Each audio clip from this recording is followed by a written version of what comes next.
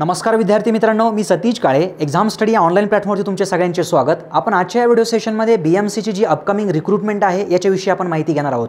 मग या व्हिडिओमध्ये आपण बघूया की याचा एज्युकेशनल क्रायटेरिया काय आहे, एज क्रायटेरिया काय असेल, technical plus non technical syllabus आपण डिस्कस करूया, वेगवेगळे पद पोस्ट याच्याविषयी आपण बघूया आणि इतर काही मिसलेनियस इन्फॉर्मेशन आपण याच्याविषयी डिस्कस करणार आहोत। तुमचा पहिलाच क्वेश्चन असू शकतो की रिक्रूटमेंट कधी असणार आहे, साधारणतः 2.5 ते 3 महिन्यानंतर आपण याचं नोटिफिकेशन एक्सपेक्ट करू शकतो। दुसरा क्वेश्चन की नंबर ऑफ वॅकन्सीज किती असतील, साधारणतः 400च्या आसपास असणं अपेक्षित आहे। कोणासाठी असणार आहेत, मेकॅनिकलसाठी, इलेक्ट्रिकलसाठी ॲज वेल सिव्हिलसाठी असणार आहेत। चला आपण बघूया याची काही पुढची माहिती। याच्यामध्ये आपण जर बघितलं असतं इंजिनिअरिंग साईडला 3 टाईपच्या पोस्ट याच्यामध्ये भरल्या जातात। त्यामध्ये पहिली पोस्ट आहे असिस्टंट इंजिनियर AE, त्यासाठीचा एज्युकेशनल क्रायटेरिया असतो बघा BE किंवा BTech प्लस 5 वर्षाचा एक्सपिरियन्स, जे की आपल्याला याच्याविषयी आता माहिती बघण्याची गरज नाही आहे। नंतर असतं याच्यामध्ये सब इंजिनियर SE आणि ज्युनियर इंजिनियर JE। ज्युनियर इंजिनियरच्या पोस्टसाठीचा मिनिमम एज्युकेशनल क्रायटेरिया असतो डिप्लोमा आणि सब इंजिनियरच्या पोस्टसाठीचा मिनिमम एज्युकेशनल क्रायटेरिया असतो BE किंवा BTech। पे स्केल म्हणण्यापेक्षा आपण जर सॅलरी बघितलं तर 65,000 55,000 सध्या तरी आपल्याला एक चांगल्या जॉबची गरज आहे। BMCच्या जर प्रिव्हियस रिक्रूटमेंट बघितले आपण 2013 असेल किंवा 2015 असेल आणि लेटेस्टमधले आहे 2019। 2013 आणि 2015ला ज्या JEच्या वॅकन्सीज होत्या त्यासाठी डिग्री होल्डर्स ॲप्लिकेबल होते, BE BTechवाले इथे ॲप्लिकेबल होते। बट 2019ला जर बघितलं आपण JEच्या पोस्टसाठी डिप्लोमावालेसुद्धा ॲप्लिकेबल होते आणि डिप्लोमा प्लस डिग्रीवालेसुद्धा ॲप्लिकेबल होते। सो अपकमिंगमध्ये आपल्याला नोटिफिकेशन बघितल्यानंतरच प्रॉपर कन्क्लुजन करता येईल एलिजिबिलिटी याविषयीची। हां, यांचं एज लिमिट आपण जर बघितलं यासाठीचं तर ओपन कॅटेगरी 37 इयर्स आणि कॅटेगरीमध्ये असेल तर 43 इयर्स। बरेचसे कॅन्डिडेट्स, बरेचसे स्टुडंट्स स्टेट PSU असेल, सेंट्रल PSU असेल, एजच्या एलिजिबिलिटी क्रायटेरियामुळेच त्यांना जमत नाही त्या एक्झाम्सला अपियर व्हायला। बट इथं एक त्यांच्यासाठी एक चांगली अपॉर्च्युनिटी आहे आणि BMCमध्ये जर करंट एम्प्लॉई असेल तर यासाठीचा एज क्रायटेरिया असं काही नाही आहे। चला पुढे एक्झाम पॅटर्न जर आपल्याला बघायचं असेल तर कम्प्युटर बेस्ड टेस्ट असते, ऑनलाईन टेस्ट असते। कुठे कंडक्ट केली जाते, मेजर डिस्ट्रिक्ट्समध्ये महाराष्ट्रामधल्या। MCQ बेस्ड असते, ऑब्जेक्टिव्ह क्वेश्चन्स असतात 100 क्वेश्चन्स, प्रत्येकी क्वेश्चन एका मार्क्ससाठी, प्रत्येकी क्वेश्चनला 4 ऑप्शन असणार आहेत म्हणून याचे मार्क्स आहेत हे 100। निगेटिव्ह मार्किंग असते का, 1/4ची निगेटिव्ह मार्किंग आहे यामध्ये। जो कालावधी आहे एक्झामचा 90 मिनिटांचा असतो, म्हणजे टाईम याच्यामध्ये एक महत्त्वाचा फॅक्टर प्ले करतो। इंटरव्ह्यू याच्यामध्ये नसतो, डायरेक्ट सरळ सेवा भरती आहे, प्री एक्झाम नाही आहे ना इंटरव्ह्यू आहे, डायरेक्टली एकच एक्झाम 1 स्ट्रोकमध्ये होते। आणि आपण जर याचा पास्ट रेकॉर्ड बघितला तर एक्झामच्या नंतर एका महिन्यामध्ये रिझल्ट आणि काही 15 ते 20 दिवसाच्या अंतरावरती याची जॉईनिंग असते। सो थोडीशी फास्ट प्रोसेस आहे।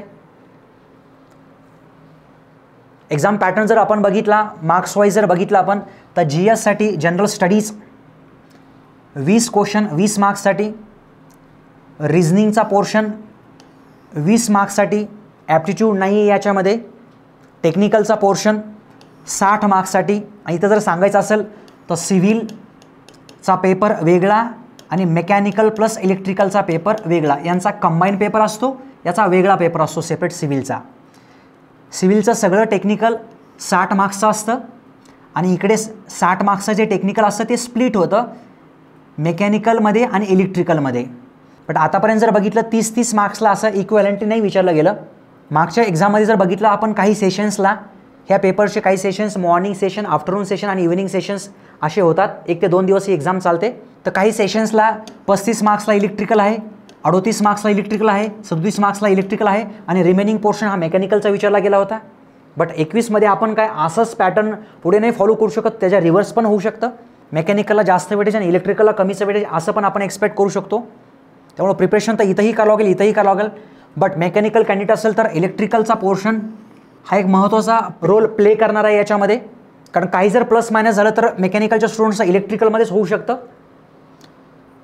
पेपरची जी लँग्वेज असते इंग्लिश असते, पूर्ण GS रिझनिंग आणि टेक्निकलचा पोर्शन सगळा इंग्लिशमध्ये असतो तो। एक्झाम कंडक्टिंग बॉडी आहे IBPS, सो त्याच्या अकॉर्डिंगली तुम्हाला अंदाज आला असेल की रिझनिंगची लेवल जास्तीची असते। तुम्हाला फक्त रिझनिंग करायची आहे। पुढे मी मेन्शन केलेत महत्त्वाचे टॉपिक्स याच्यातले। चला पुढची इन्फॉर्मेशन बघूया आपण, महत्त्वाची इन्फॉर्मेशन. IBPS कसं सॉर्ट आउट करते की जो 100 मार्क्सचा पेपर असतो त्यामध्ये 50% म्हणजे 50 मार्क्स येणं अपेक्षित आहे त्यांच्या साईडनं.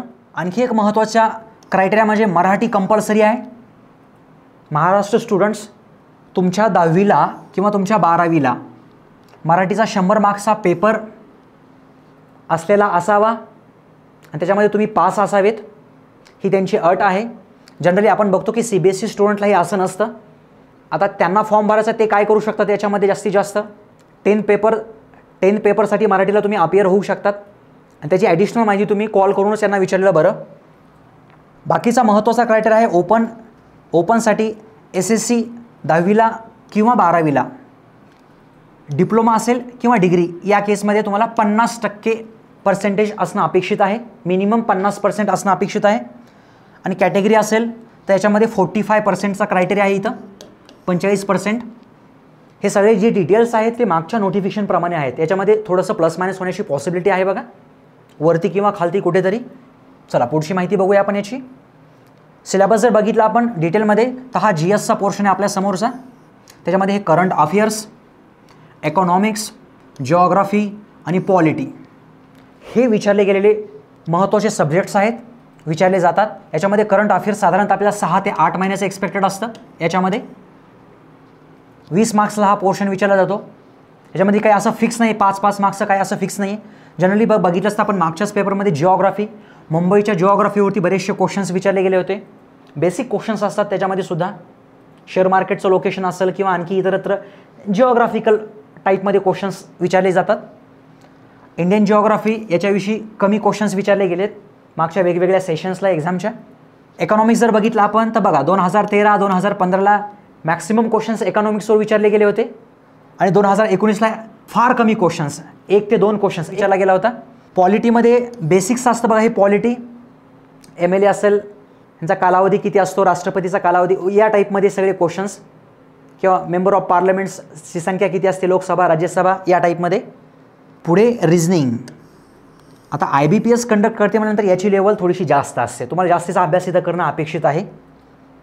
यासाठीचे जे रिपीटिंग IBPS ज्यावेळेस कंडक्ट करते त्यावेळेस जे समोर काही मी तुम्हाला टॉपिक मेन्शन्स केले त्यावरती कंपल्सरी क्वेश्चन्स तुम्ही एक्सपेक्ट करू शकता या एक्झाममध्ये, जसं की blood relation, number and sequence test, puzzle, direction, coding, decoding, sitting arrangement, analogy असेल, इनइक्वलिटी असेल, ranking, data sufficiency, syllogism, classification, या टाईपमध्ये.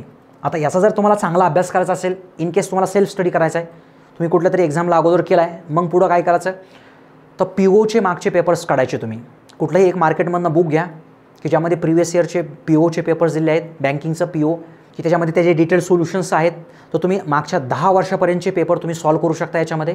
नाही तर मग चांगलं नाव असलं हे आर्यन पब्लिकेशनचं तुम्ही बँक POचं, रिझनिंगचं, फक्त रिझनिंगचंच एक्सपेक्टेड आहे याच्यामध्ये, कारण याच्यामध्ये ॲप्टिट्यूड नाही आहे, तर ओल्ड प्रिव्हियस क्वेश्चन्स पेपर तुम्ही इथं रेफर करू शकता. चला पुढचा पोर्शन आपण बघूया. याची माहिती काय असणार याच्यामध्ये. हे डिप्लोमा लेवल, हा जो सिलेबस मेन्शन केला आहे मागचा सिलेबस आहे तो थोडक्यात आपण बघूया. असा सिलेबस असतो बघा टेक्निकलचा, मेकॅनिकल प्लस इलेक्ट्रिकल. त्यामध्ये मेकॅनिकलचा पहिला सिलेबस आपण बघूया. Basics of mechanical engineering, theory of machine असेल, मशीन डिझाईन असेल, त्याच्यामधला हा पोर्शन डिटेलमध्ये मेन्शन केला आहे मी. ही सगळी माहिती आपल्या टेलिग्राम चॅनलवरती अवेलेबल होईल. पुढे नवीन अभ्यास करायचा आहे मेकॅनिकल स्टुडंटसाठी, एन्व्हायरमेंटल स्टडीज. ओके, बट आपण ह्याला थर्मोडायनमिक्सचा पुढचा पॉईंट म्हणू शकतो. एक थर्मोडायनमिक्समध्ये हा कवर होऊ शकतो, काही अडचण नाही याच्यामध्ये. नंतर आहे strength of material, fluid mechanics, manufacturing, planning and control, IC engine. यालाच आणखी पुढं कॅटेगराईज केलं आहे त्याने. IC इंजिनला तीन ठिकाणी त्याला डिवाईड केलं आहे. RACलाही तसंच केलं आहे. आणि पुढं RAC असेल बघा, याच्यामध्ये हे थर्मोडायनमिक्स, हे design of RAC, refrigeration system, compression refrigeration system and AC, parts of vehicle. हे बघा आणखी आलं हे कन्सेप्ट ऑफ SI आणि CI इंजिन आणि एफिशियन्सी. IC इंजिनचाच पार्ट आहे.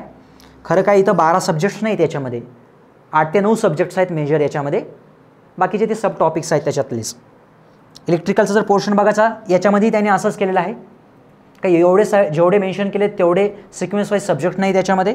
Electrical fundamentals, power transmission distribution, insulating materials, electrical systems, combine. आणखी पुढे तुम्हाला दिसेल इथं कंबाईन. सो या टाईपमध्ये या टाईपमध्ये. सो हा सिलेबस आहे. डिटेल सिलेबस तुम्हाला भेटून जाईल आपल्या टेलिग्राम चॅनलला आत्ता बोलल्याप्रमाणे या टाईपमध्ये. नंतर आहे सिव्हिलचा सेपरेट पेपर, त्यांचा separate syllabus, 60 question 60 marks purely civil engineering. हा syllabus building construction and materials engineering मेकॅनिक्ससुद्धा आहे याच्यामध्ये, स्ट्रेंथ ऑफ मटेरियल, आणि हा पुढचा सिलेबस या टाईपमध्ये. एक चांगली अपॉर्च्युनिटी आहे असं आपण म्हणू शकतो. याच्यामध्ये व्हॅकन्सीज जरी कमी जास्त असेल तर तुम्ही फॉर्म भरणं एक्सपेक्टेड आहे. जे सिरियस कॅन्डिडेट्स आहेत नक्कीच या एक्झामला तुम्ही अपियर व्हा. आपल्या टेलिग्रामवरती मी नॉन टेक्निकल पोर्शन PDF फॉर्मॅटमध्ये टाकण्याचा प्रयत्न करेल, जो की मागे विचारला गेला होता. त्याच टाईपमध्ये याच्यावरती आपली टेस्ट सिरीजसुद्धा लवकरात लवकर अवेलेबल होऊन जाईल. प्रिसाइजली BMCसाठी डिझाईन केली आणि त्याच टाईपमध्ये याची लेक्चर सिरीजसुद्धा असणार आहे. आणखी याच्या व्यतिरिक्त काही डाऊट असेल तर खाली फोन नंबर दिला आहे, तुम्ही टेक्स्ट करू शकता, कॉल करू शकता याच्यामध्ये. धन्यवाद विद्यार्थी मित्रांनो.